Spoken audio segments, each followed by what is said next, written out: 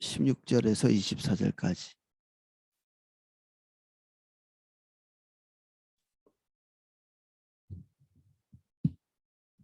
제가 요한복음 16장 16절에서 24절까지 한번 읽어보겠습니다.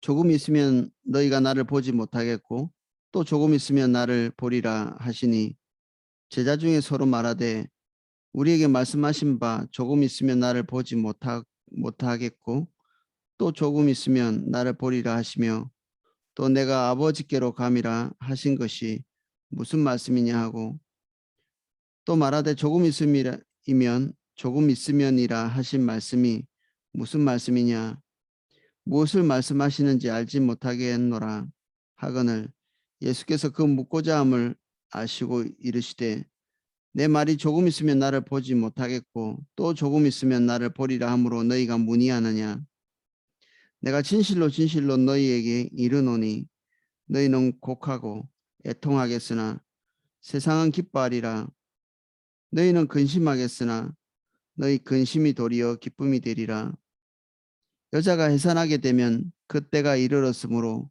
근심하나 아기를 낳으면 세상에 사람 난 기쁨으로 말미암아 그 고통을 다시 기억하지 아니하느니라 지금은 너희가 근심하나 내가 다시 너희를 보리니 너희 마음이 기쁠 것이요 너희 기쁨을 빼앗을 자가 없으리라 그날에는 너희가 아무것도 내게 묻지 아니하리라 내가 진실로 진실로 너희에게 이르노니 너희가 무엇이든지 아버지께 구하는 것을 내 이름으로 주시리라 지금까지 너희가 내 이름으로 아무것도 구하지 아니하였으나 구하라 그리하면 받으리니 너희 기쁨이 충만하리라. 아멘. 한 절씩 내용을 살펴보겠습니다. 조금 있으면 너희가 나를 보지 못하겠고 또 조금 있으면 나를 보리라 하시니 이게 처음 하신 말씀이 아니죠. 유대인들에게도 이 말씀을 하셨고 또 우리는 직감하죠. 우리는 오늘날 성도님들은 이미 성경의 내용을 다 알고 계시고 예수님이 지금 우리가 읽고 있는 그 다음에 어떤 일을 당하시는지 알고 있기 때문에 이 부분들을 직감할 수 있습니다. 제자 중에 서로 말하되 우리에게 말씀하신 바 조금 있으면 나를 보지 못하겠고 또 조금 있으면 나를 보리라 하시며 또 내가 아버지께로 감이라 하신 것이 무슨 말씀이냐 하고 지금 서로 지금 현재 예수님께서 그들을 인도하고 계시는 그리고 예수님이 앞서가시는 그 일에 대해서 계시를 받고 있는데 이것에 대해서 이해하지 못하는 것이죠.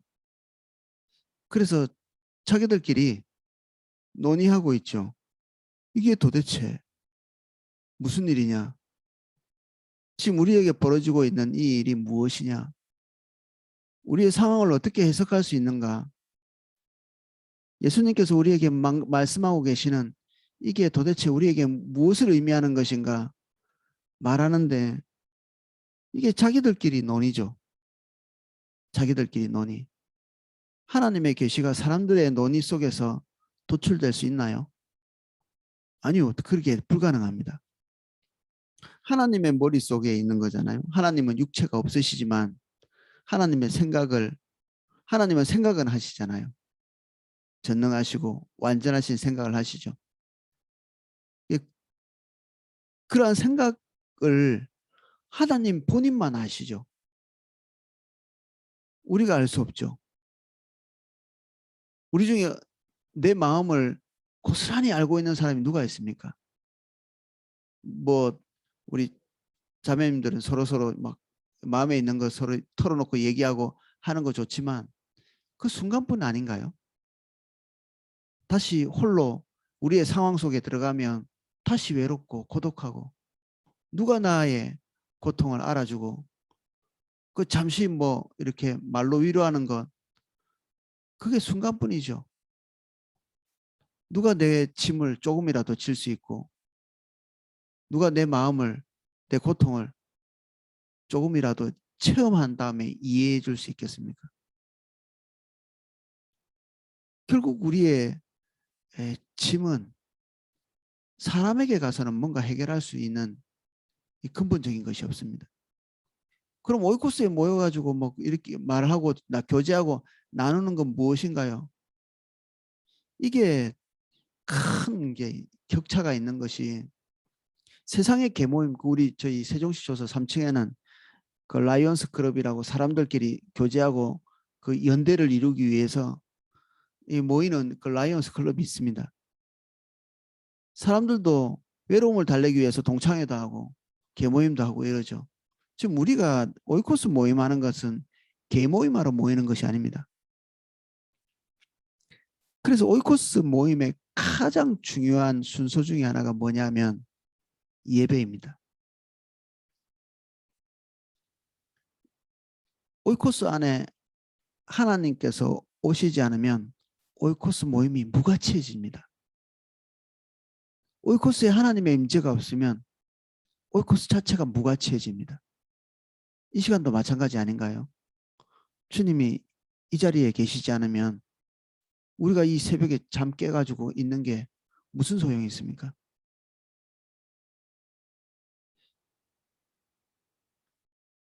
제 말을 들으러 오시는 것이 아니기 때문에 제가 아침마다 하나님 앞에서 긴장하고 주님의 의도를 이해해 보려고 애를 쓰고 있고 말할 때마다 제 것이 아니기를 기대하면서 주님께 초점 맞추고 있는 거거든요. 오이코스 안에서 우리가 인간적인 덕담을 나누기 위해서 모인다면 그리고 내 얘기를 하는 걸로 이 스트레스 해소하기 위해서 모이는 거라면 그 모임은 6개월, 1년 지속되어도 한 사람 한 사람의 성숙을 가져올 수가 없습니다. 결국 그 안에 임재해 계신 하나님께서 오이코스 안에 임재해 계신 하나님께서 우리 각 사람을 인도하시는 거거든요. 지체들이 우리에게 권면할 수 있죠. 그것은 하나님이 선택하시는 선택의 한 방법입니다. 하나님은 우리에게 다양한 방법으로 말씀하실 수 있습니다. 당연히 우리가 사랑하는 교회 지체들, 오이코스 안에 있는 지체들을 통해서 우리에게 하나님의 길을 제시할 수 있죠. 그런데 그것을 듣는다 할지라도 우리의 초점이 그 사람에게 가 있거나 오이코스 리더에게 가 있거나 이렇게 하면 우리는 함정에 빠지는 거죠. 제가 여러 차례 얘기했지만 저는 종종 지체들에게 기도 사역을 받거든요. 기도 사역 받을 때도 누군가 기도 사역에 능숙한 사람을 제가 찾아다니지 않고 거의 뭐 아무한테나 기도 사역을 받습니다. 대신에 제가 기도하죠. 주님, 저 사람에게 하나님 말씀하셔서 하나님의 말씀이 저 사람을 통해서 나에게 건강하게 흘러올 수 있도록 기도하는 마음으로 기도 사역 받죠. 아무도 없는 곳에서 홀로 주님 음성 듣기 위해서 앉아 있는 것이나 우리가 주일마다 설교자의 그 설교를 듣는 그때나 기도 사역을 통해서 하나님의 음성을 기다리는 그때나 오이코스 안에서 서로 권면을 듣기를 원하고 또 서로의 말을 경청하는 그때나 원리상으로는 똑같이 우리가 초점을 주님께 두는 것이죠. 이것은 실제적인 일입니다. 이 형이상학적으로 주님이 이 자리에 계신다고 생각하고 우리가 뭔가를 하자. 하나님은 살아계시기 때문에 우리가 그렇게 생각할 필요가 없습니다. 주님이 직접 우리가 있는 곳 그리고 우리가 예배하는 곳에 와주시기를 기대하십시오. 코람데오 이게 부산에 있는 모 교단의 그 신학교의 그 어떤 모토이기도 하고 그런데 하나님의 얼굴 앞에서 자기가 이렇게 하나님을 경외하면서 서겠다는 결의 각오죠. 귀한데 제가 오랫동안 그 말을 하는 사람들과 같이 이렇게 얘기를 하면서 코람데요. 하나님이 계시다고 생각하고 하나님의 얼굴 앞에 서 있다고 생각하고 아니요. 그것은 실존이 아닙니다. 우리는 항상 하나님 앞에 노출돼 있고 그분이 우리에게 더 가까이 와서 우리가 주님에 대해서 더 깊이 인식할 수 있도록 구하는 것이지 주님은 실제하시지 않고 저 우주 너머에 계시고 팔짱 끼고 계시지만 내가 마인드 컨트롤을 가지고 하나님께서 내 가까이 계신다고 이게 되뇌이는 이 정신승리를 얘기하는 것이 전혀 아닙니다. 당연히 여러분 그렇게 생각하시는 분 없겠지만 주님의 실제가 여러분들 오이코스 안에 있기를 예수 그리스도 이름으로 축복합니다. 주님의 실제.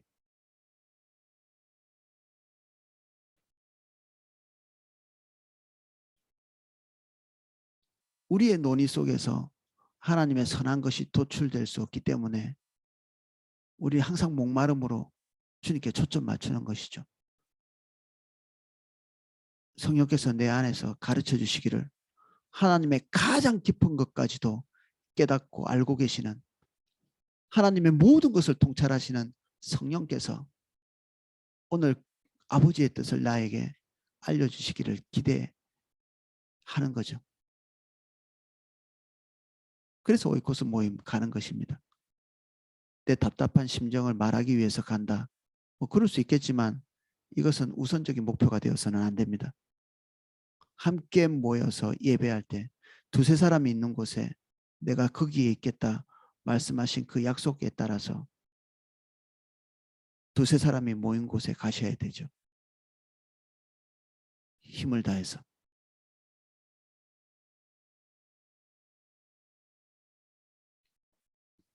모이기를 피하는 어떤 자들과 같이 해서는 안 됩니다. 주님이 우리에게 각별히 그렇게 말씀하신 이유가 있죠. 우리 스스로를 알고 있습니다. 우리 스스로 혼자 주님 앞에 있어 볼 때 우리가 서서히 주님이 말씀하시는 것들이 선명해지지 않을 수 있습니다. 그 활력이 떨어지고 힘써서 모여야 되죠. 결정하고 모여야 되고.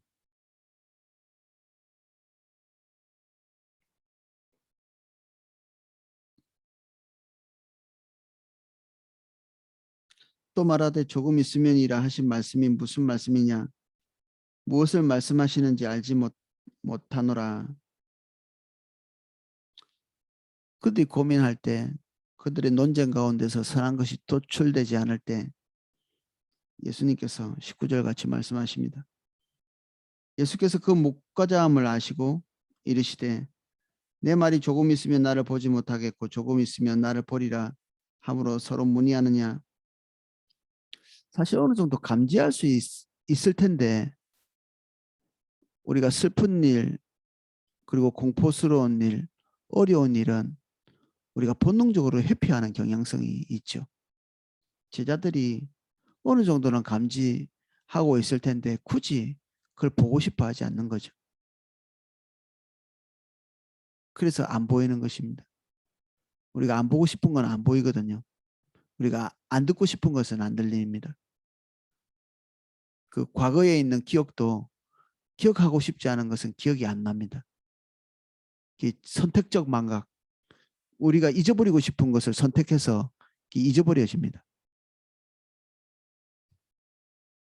그래서 우리 안에 어떤 쓴뿌리 같은 것이 들어왔는데 이 쓴뿌리는 상처를 받았기 때문에 생기는 게 아니라 과거에 생긴 사건에 대해서 내가 하나님 중심적으로 반응하지 못해서 쓴뿌리로 남아있는 것이 있습니다. 과거에 어려운 일 당했다고 다 쓴뿌리가 되는 게 아니라 그중에 하나님 뜻대로 반응하지 못했지만 아직도 회개하지 못하고 있는 아직도 돌이키지 못하고 하나님 중심적으로 그것에 대해서 해석하지 못하고 있는 그 부분들이 망각된 상태로 우리 안에 저장되어 있으면 그것이 우리의 생각을 우리의 판단을 우리의 행동을 조절합니다. 당연히 주님 뜻대로 생각하고 조절하는 게 아니라 우리 육신대로 우리의 상처대로 조절하는 거죠. 처리할 필요가 있습니다. 이런 것들이. 내적 치유하는 데 가서 하는 게 아니라 성령께서 우리 안에 그런 것이 혹시 있다면 우리가 죄 가운데 벗어나지 못하고 하나님 중심적인 판단을 계속해서 하지 못할 때 주님 내가 왜 이 자리에 있는지 가르쳐 달라고 부르시면서 이것들이 주님을 통해서 오픈되어지고 계시되어지기를 기대하고 주님께 구하면 주님이 열어주십니다. 열리면 거의 모두 해결됩니다.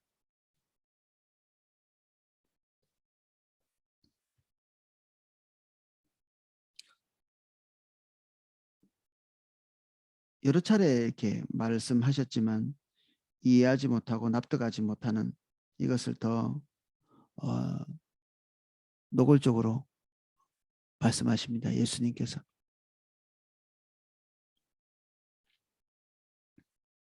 20절 내가 진실로 너희에게 이르노니 너희는 곡하고 애통하겠으나 우리에게 닥치는 일 중에 곡하고 애곡하는 그냥 좀 슬픈 감정이 찾아오는 게 아니라 대성통곡하고 그리고 그것이 잠깐 끝나는 것이 아니라 노래처럼 길게 이어지는 그런 일들이 있을 것이다.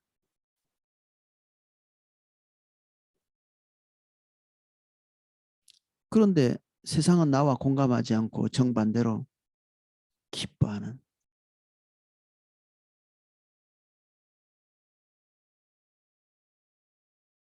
너희는 근심하겠으나 너희 근심이 도리어 기쁨이 되리라. 예수님께서 십자가에 달려 죽으시고 부활하신 이후에 엠마오로 가는 두 제자 이야기를 기억하시죠? 그 두 제자가 예수님이 예수님이신 줄 모르고 함께 동석해서 걸어가실 때 그들의 얼굴빛이 슬픈 빛이었다. 이렇게 기록되어 있습니다. 예수님께서 십자가의 과정을 이렇게 걸어가신 이 전체 기간 동안에 제자들은 극심한 공포와 두려움, 슬픔, 거기에 깊이 잠겨서 헤어져 나오지 못하죠. 낙심하고.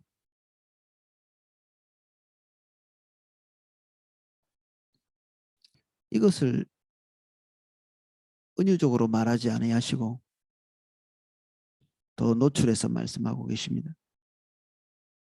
21절 여자가 해산하게 되면 그때가 이르렀으므로 근심하나 지금 제자들의 상태가 그렇죠.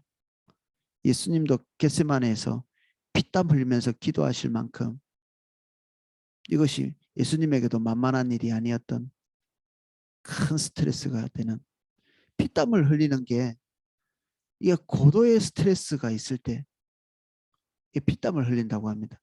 보통 일반 그냥 건강한 사람들도 너무 극심한 스트레스를 받으면 이 모세혈관이 터지면서 이게 피땀이 흐른다고 하거든요. 예수님도 겟세마네에서 이 큰 스트레스가 되신 거죠. 이 십자가 자체가. 그래서 기도하실 때 피땀 흘리시고 기도하신 거죠.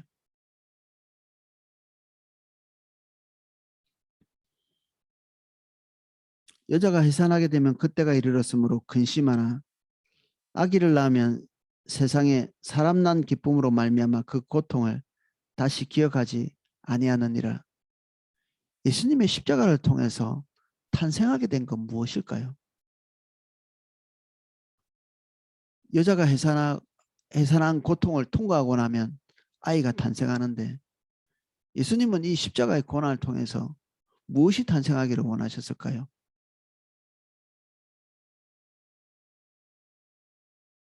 어떤 가수가 말한 것처럼 저와 여러분이죠. 교회입니다. 교회. 예수님이 십자가상에서 진통하시고 고통하시면서 탄생된 것이 교회입니다. 그래서 교회를 지칭할 때, 설명할 때 피로 값주고 사셨다. 피로 값주고 사셨다. 저와 여러분, 한 사람 한 사람이 아니고 교회를 피로 값주고 사셨다고 이렇게 설명하고 얘기합니다. 교회의 정체성, 교회가 무엇인가? 성경에서 말하고 있는 제일 노골적인 설명이 예수 그리스도로 피값으로 산 그러한 존재, 그러한 것, 그것으로 설명할 수 있죠. 그래서 교회의 손가락질하는 것은 예수님의 그 십자가의 모든 그 고난을 통해서 태어난 그 결과물들의 손가락질하는 것이죠.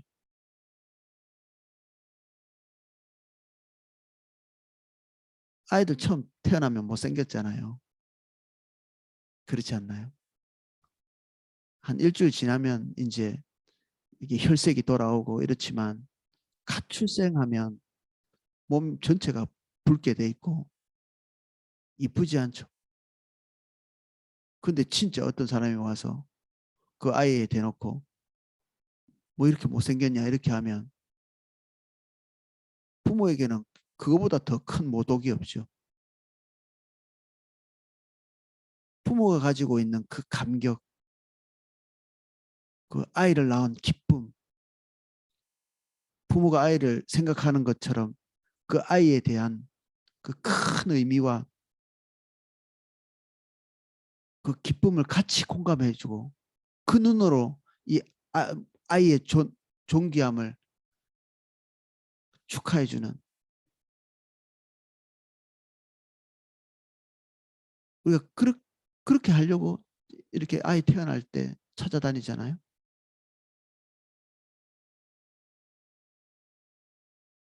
교회에 대해서 부정적인 얘기를 하고 노골적인 이렇게 비판을 하는 이런 것들을 즐겨하는, 도대체 교회가 어떤 식으로 탄생하게 됐는지 두려움도 없이 입에 그런 것들을 올리는,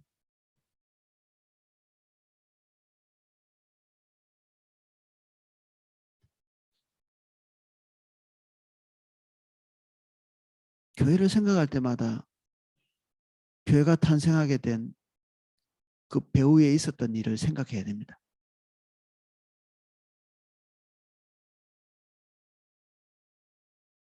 누추하기 짝이 없는 고린도 교회도 하나님의 교회이고, 라오디게아 교회, 버림받기 직전인 그런 교회도 예수님께서 애정어린 경고와 그리고 탄식의 말씀을 그들에게 보내면서 돌이키도록, 미워서 그런 것인가요? 말로도 알 수 없이 사랑하기 때문에 그렇게 하신 거죠. 요한계시록에 나오는 교회에 대한 하나님의 애정의 깊이를 우리가 일전에 같이 많이 다뤘습니다.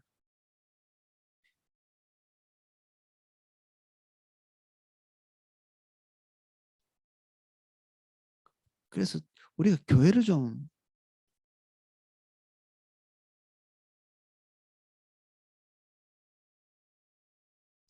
예수님이 생각하시는 것처럼 큰 사이즈의 애정을 가지고 이렇게 볼 수 있으면 좋을 것 같아요. 우리가 속해 있는 지역 교회 동시에 예수 그리스도를 주로 고백하는 모든 열방의 교회들 포함해서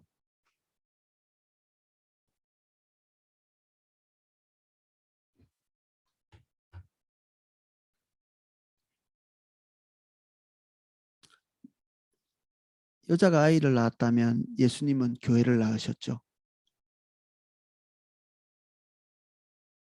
비슷하게 연결될 수 있습니다. 지금은 너희가 근심하나 내가 다시 너희를 보리니 너희 마음이 기쁠 것이요 너희 기쁨을 빼앗을 자가 없으리라.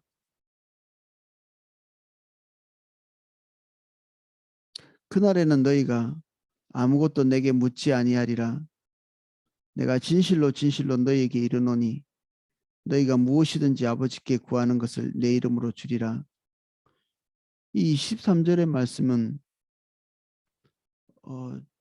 우리 그리스도인들이 열광하는 말씀이죠. 아마 암송하고 있는 분도 많을 것이고,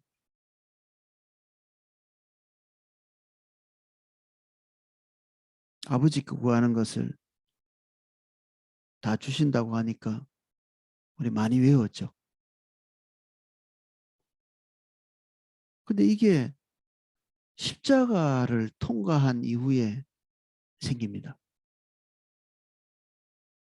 십자가 안에서 아버지와 하나 되게 되었거든요. 우리가 십자가의 그 고통스러운 그 진통 이후에 이런 신분이 생겨버렸죠. 십자가를 통과하는 것이 예수님의 일이면서도 동시에 우리는 십자가 위에 있습니다. 우리 자체가. 우리가 십자가를 벗어나면 예수님을 벗어나는 것인데, 우리는 예수님 안에서 구원과 그리고 하나님과의 관계와 그리고 영원한 나라를 얻습니다. 예수님 안에만 있습니다. 구원이. 예수님 안에만 하나님 나라가 있고 예수님 안에만 하나님과의 관계가 가능합니다. 이 말은 우리가 따놓은 당상이 아무것도 없다는 얘기입니다. 예수님이 우리에게 구원을 주셨으면 우리가 손으로 딱 받은 거잖아요. 그 다음에는 이게 영원히 나한테 손에 쥐어진 것이면 예수님과 우리의 관계가 끊어져도 있어야 되는데 그게 아닌 거예요. 우리가 예수님을 버리면 구원도 없는 겁니다. 오늘 우리가 예수님을 버리면 구원도 하나님의 나라도 아버지와의 관계도 동시에 사라지는 것입니다. 구원을 이룰 수 있는가? 예수님을 버릴 수 있는가? 다시 물어봐야 됩니다. 예수님을 버릴 수 있는 자는 구원도 버릴 수 있습니다. 예수님이 우리에게서 분리되는 순간 우리는 구원도 분리되고 하나님 나라도 분리되고 하나님 아버지와의 관계도 분리됩니다. 그래서 그 지옥 가는 그리스도인 이런 책도 있는 모양이더라고요. 한 면에서는 우리가 구원에 대해서 확신을 가지는 것. 근데 그 확신은 뭐에 대한 확신이죠? 나 구원 받았어. 그게 어쨌다는 얘기죠. 우리의 구원은 예수 그리스도와의 관계 안에 있습니다. 그분이 우리 안에 계실 때 지금 현재 그것이 우리에게 주어져 있습니다. 예수 그리스도 안에서. 예수님을 떠나면 당연히 그 모든 것들이 다 철폐되고 사라지는 것입니다. 붙어 있습니다. 나눌 수 없는 것이죠. 그래서 우리의 구원이 떨어질 수 있는가 그런 것들 논의도 하지 말아야 됩니다. 왜냐하면 우리가 예수님을 떠날 수 있는 그런 사람이라면 예수님과 자신을 분리할 수 있는 사람이라면 그 사람은 구원이 없는 사람입니다. 우리와 예수님은 떨어질 수 없는 관계, 분리될 수 없는 관계, 다바크되어 있는 관계, 하나 되어 있지만 더욱 하나 되어져 가야 될 관계, 그 관계 안에서 우리가 영원한 생명을 누리고 있습니다. 여기에 약속하고 계신 아버지께 구하는 것이 우리에게 온전히 성취되는 것은 우리가 예수 그리스도 안에서 예수 그리스도의 의도를 우리가 온전하게 연합하고 있을 때 이것이 가능해지는 것이죠. 우리의 인격이 주님의 인격과 다바크되어 있다. 인격은 지정의를 얘기합니다. 우리의 지성과 그리고 감정 그리고 의지 이 세 가지 요소가 인격이거든요. 이 세 가지가 없으면 인격이 아닙니다. 이 컵이 인격이 아닌 이유는 얘는 지성이 없고 감정이 없습니다. 그리고 얘는 어떤 목적을 뭔가를 해야 되겠다는 의지가 없습니다. 하나님도 인격이시고 우리도 인격입니다. 인격 대 인격은 교제가 가능합니다. 연합이 가능하고. 귀신도 인격인가요? 예, 좀 불편한 사실이지만 귀신도 인격입니다. 악한 지식과 악한 의도, 악한 감정이 있습니다. 하나님과 반대되는 것을 기뻐하고 하나님이 슬퍼하시는 것은 기뻐하고 하나님이 기뻐하고 즐거워하는 것 정반대로 그런 감정을 가집니다. 하나님의 관점에서의 정보가 아니라 그들 관점에서의 정보를 소유하고 있습니다. 정보는 다 똑같은 거 아닌가요? 아닙니다. 다릅니다. 어떤 한 사람을 우리가 주목해서 볼 때도 그 사람을 보는 관점이 하나님과 마귀가 다릅니다. 객관적인 사실 그런 것은 존재하지 않습니다. 하나님은 항상 하나님의 주관적 눈으로 바라보십니다. 그것이 진리죠. 하나님의 주관적인 관점이 진리입니다. 그게 객관입니다. 우리가 있는 그대로 보고 있다 할지라도 하나님의 관점에서 보고 있지 않다면 우리는 객관성을 잃은 것입니다. 진리를 잃은 것이죠. 그래서 우리의 눈이 항상 객관적으로 보고 있는 것 같지만 마귀가 하와에게 가르쳐 줄 때 다 객관적으로 보이거든요. 보암직하고 먹음직하고 지혜롭게 할 만큼 탐스럽게 보이게 합니다. 놀랍게도 그것은 객관성이 아닙니다. 하나님을 떠나는 순간 우리 눈은 진리를 보지 못하고 왜곡되어 버립니다. 그래서 하나님께 은혜를 구하는 것이 어떤 사물을 보는 유일한 방법입니다. 책을 많이 읽는다고 어떤 사물을 객관적으로 볼 수 없습니다. 약간의 정보를 많이 얻을 수 있을지 모르겠는데 많은 정보가 객관성을 보장해 주지 않습니다. 진리를 보장해 주지 않는다는 얘기입니다. 그러면 공부 많이 한 사람은 다 주님을 알아야 되고 책 많이 읽은 사람은 다 하나님의 마음을 가지고 있어야 되는데 안 그렇죠. 그렇지 않습니다.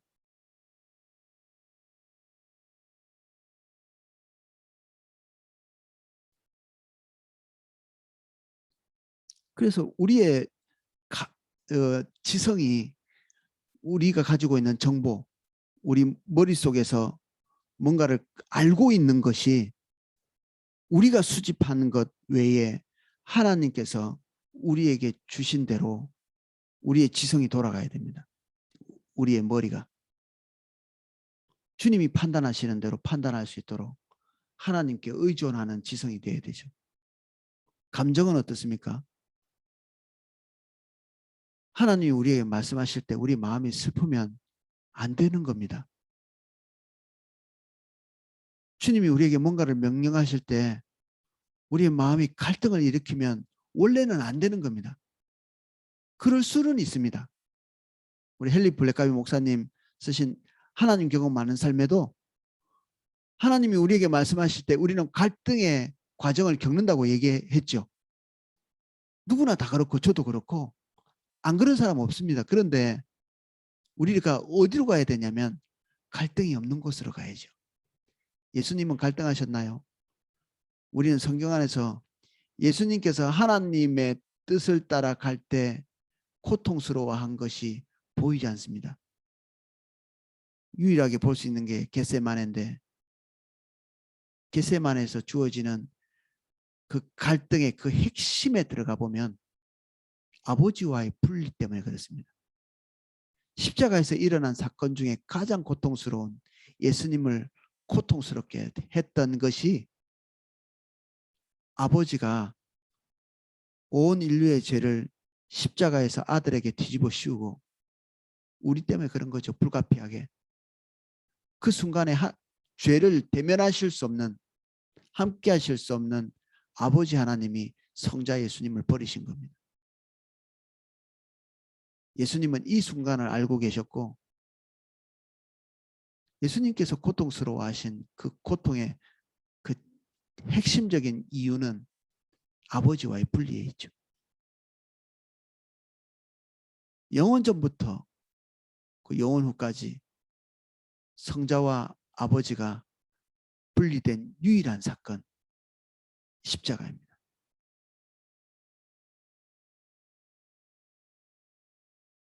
육신적인 고통, 그리고 십자가, 채찍질, 예수님께서 하나님께 항변하신 것이 하나도 없습니다. 딱 하나, 엘리엘리 라마 사막다니, 아버지여, 아버지 어찌하여 나를 버리셨나이까. 하나님과의 분리가 호칭까지도 변화되게, 아버지가 아니라 하나님. 아버지는 관계가 이어졌을 때 아버지죠. 그렇지 않나요? 아버지라는 호칭은 관계를 가지고 있을 때 부를 수 있는 것입니다. 옆집 아이가 나보고 아버지라고 부를 수 없죠. 예수님께서 하나님과의 단절을 겪는 순간에 아버지라는 호칭을 쓰실 수가 없었습니다.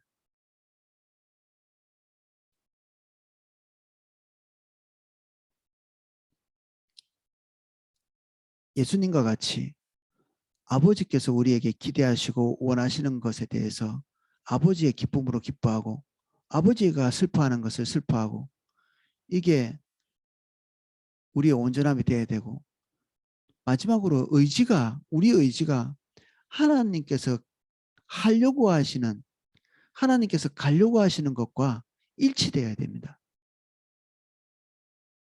십자가를 통과한 모든 자들이 이 지정의가 예수 그리스도를 통해서 하나님과 일치되게 되어 있습니다. 십자가를 통과할 때.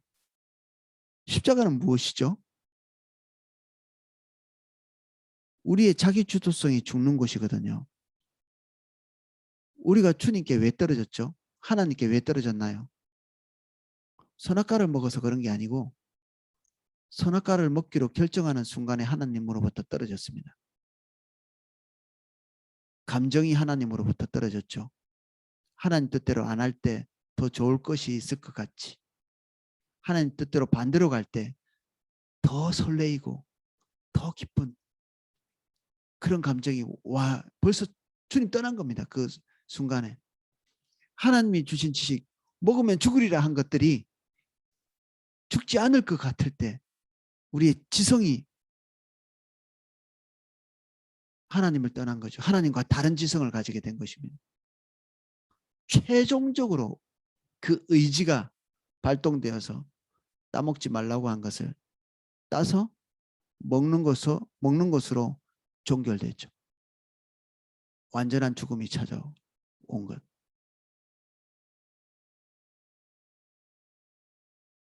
근데 이 모든 것, 자기주도성, 지정의, 이 세 가지 요소가 선악과를 따먹는 과정에서 하나님을 떠나서 우리 독자성을 가지고 움직이기 시작했는데, 십자가 안에서 우리의 주도성, 우리의 독자성이 십자가 달려 죽으면서 우리는 하나님 중심적인 감정, 하나님 중심적인 지성, 하나님 중심적인 의지가 새롭게 회복된 것이죠.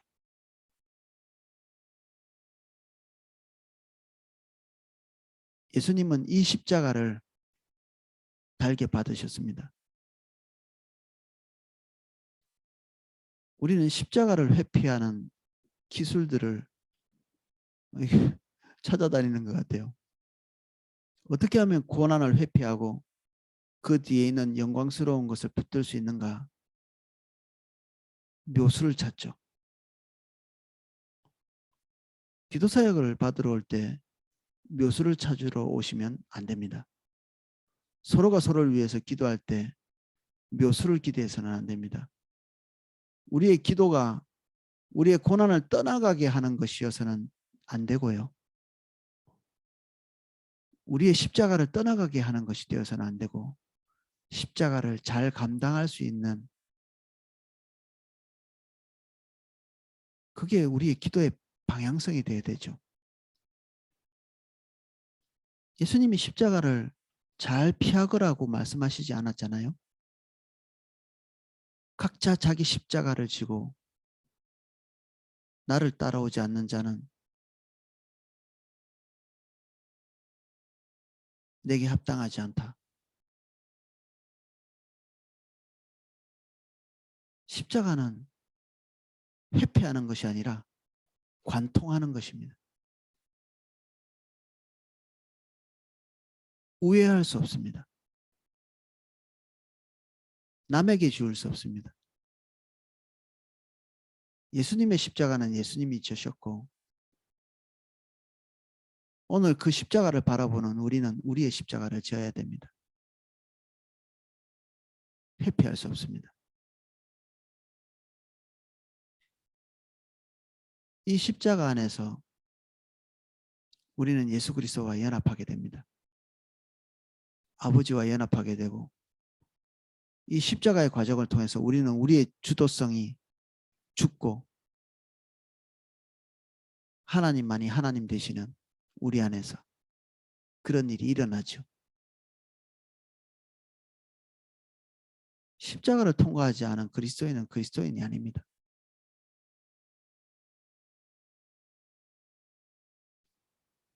이 땅에서 자기 주도성을 가진 그리스도인이 어떤 열매를 가집니까? 아무것도 못하죠. 어쩌면 그리스도인이 아닐 수도 있습니다. 의심해 봐야 되죠. 그래서 저는 자기 주도성을 튼튼히 붙잡고 가시는 분은 예수님 영접을 다시 요구합니다. 영접할 것을 다시 요구하고 의심하는 거죠. 어떻게 인생 전체를 예수님 아는 사람이 자기 주도성을 고스란히 가지고 물론 남아있을 수 있죠. 우리 죄성 때문에. 근데 방향성 자체를 아예 하나님께서 주도하시도록 하시지 않고 이걸 완전히 단념하고 자기 주도성 안에서 자기의 삶을 온전하게 이렇게 세워가는 이런 게 어디 있습니까? 그리스도인에게. 복음에는 그런 것이 없거든요. 십자가를 통과해온 사람이 그런 방향으로 가는 것은 불가능합니다.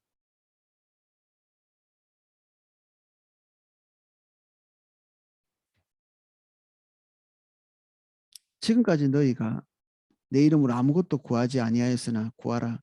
그리하면 받으리니 너희 기쁨이 충만하니라. 이 기쁨은 드디어 획득했어.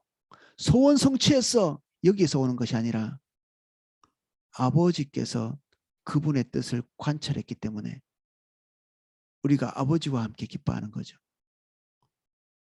감정이 똑같습니다. 아버지랑. 십자가를 통과한 사람은 아버지 뜻이 이루어지셨군요. 물론 아버지의 기쁨은 우리를 기쁘시게 하는 것이 포함되어 있습니다. 그래서 우리가 구하지 않은 무엇을 먹을 건가, 무엇을 입을 건가,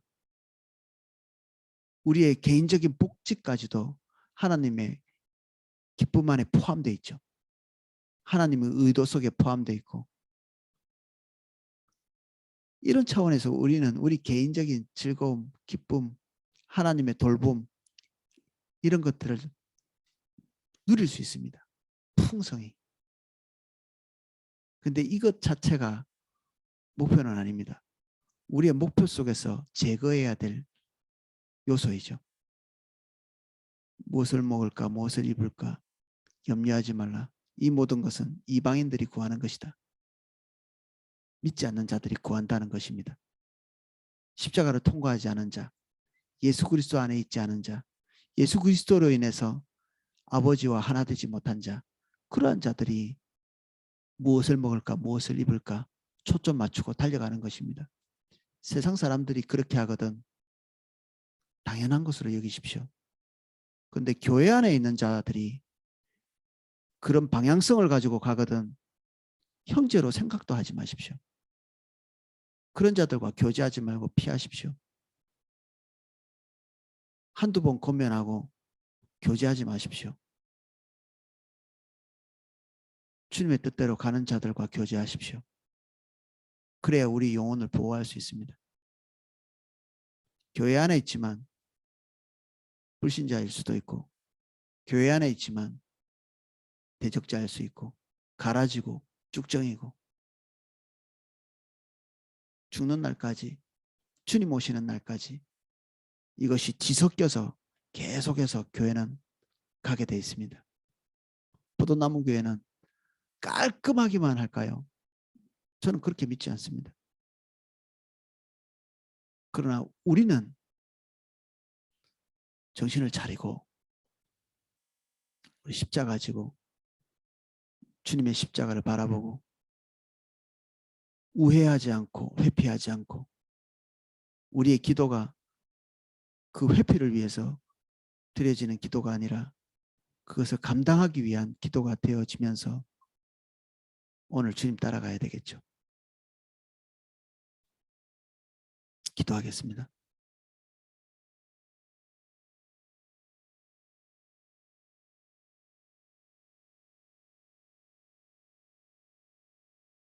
십자가가 우리를 그리스도인이라고 말해줍니다. 우리가 스스로 짊어진 십자가가 우리가 그리스도인임을 증명합니다. 십자가를 지겠다고 말하는 기도가 하나님 앞에서 우리가 그리스도인임을 하나님의 백성임을 예수 그리스도께 속한 자임을 증명해 줍니다. 나의 하나님 백성을 증명해 주는 유일한 증거가 십자가입니다.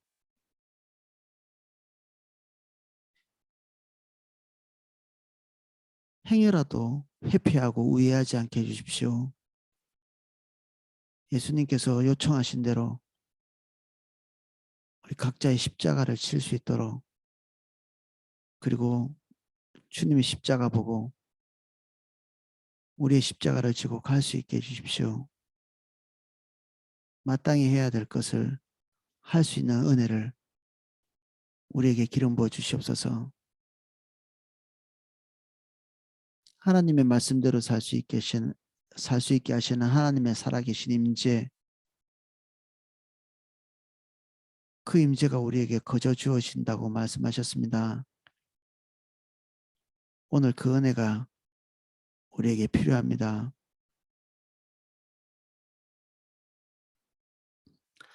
이제는 주 예수 그리스도의 은혜와 성부 하나님의 사랑과 성령님의 감화 감동 은혜 주시는 그 귀하신 은혜가 여기에서 자기 십자가를 지고 가기를 원하고 예수 그리스도의 십자가를 바라보며 가기를 원하고 그 십자가 안에서 주님과 연합하고 그것을 위해서 기도하고 그러므로 하나님과 하나 되고 그러므로 우리의 구하는 모든 것이 하나님의 뜻 가운데 있으며 그러므로 하나님의 뜻이 우리의 기도를 통해서 우리의 삶에 온전히 성취되는 이 완전한 하나님 나라를 우리 안에 이루어지시기를 원하는 우리 삼사교구 모든 성도님들, 그리고 함께 예배하는 성도님 한 분 한 분 삶과 머리 위에 그 은혜가 이제로부터 영혼까지 넘치게 기름 부어지기를 축원하옵나이다. 아멘.